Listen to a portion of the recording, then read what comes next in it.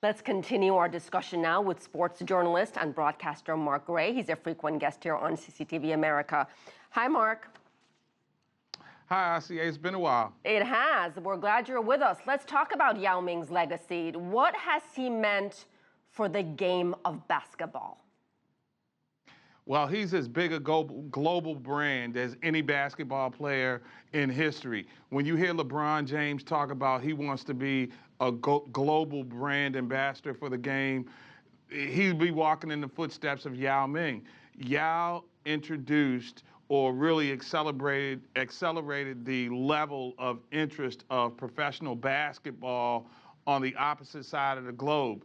I mean, his impact goes as far as one of his Hall of Fame teammates, if you will, Allen Iverson, from the standpoint of changing the culture of basketball fan in the United States. I would go so far as to say Yao Ming probably changed the culture of basketball fans around the world.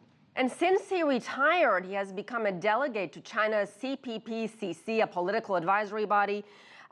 We discussed what he meant to the game, but what has he meant for his country, China?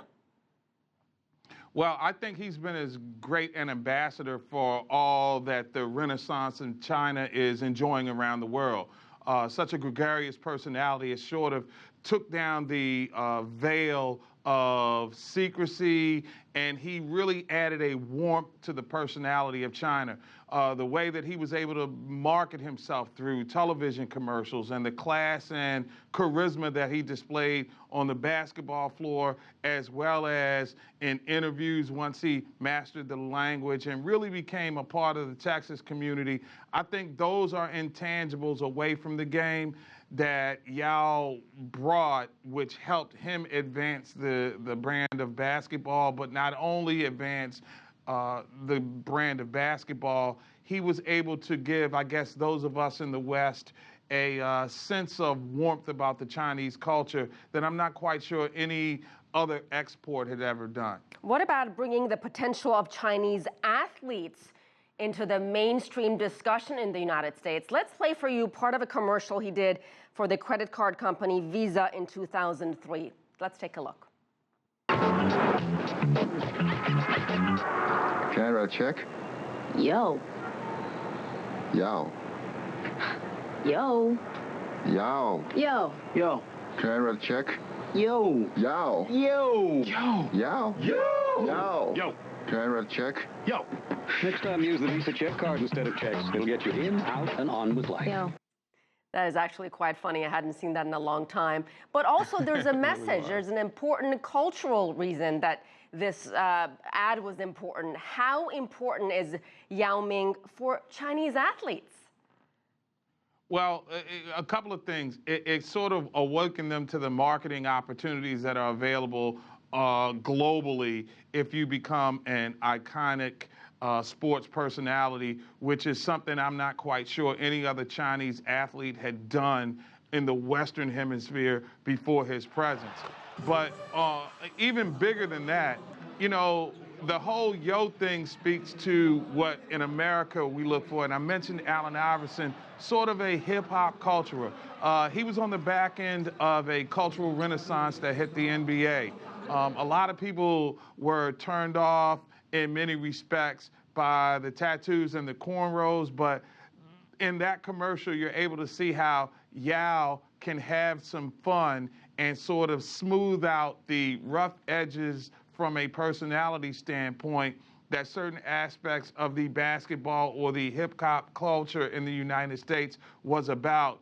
And it really kind of built bridges and closed gaps, and it really just showed what kind of gregarious personality that a guy of his size could be. There was a real warmth about him, and I think that the warmth that Yao Ming showed as a brand ambassador for basketball and Chinese culture is something that we're looking at right now, where the world's perception of Chinese culture is warming up right now. And so many times professional athletes seem so unapproachable, and Yao Ming certainly made it seem that he is so approachable and down to earth, Mark.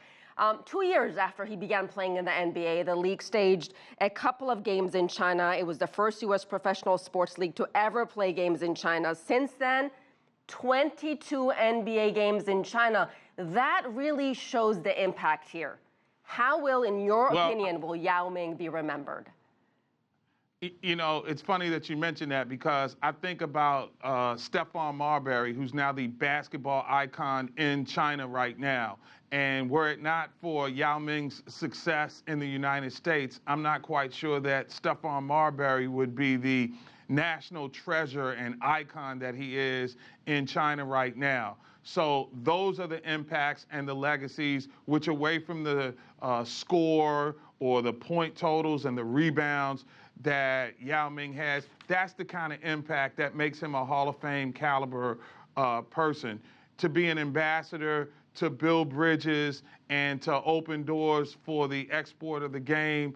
To your point, 22 games in China.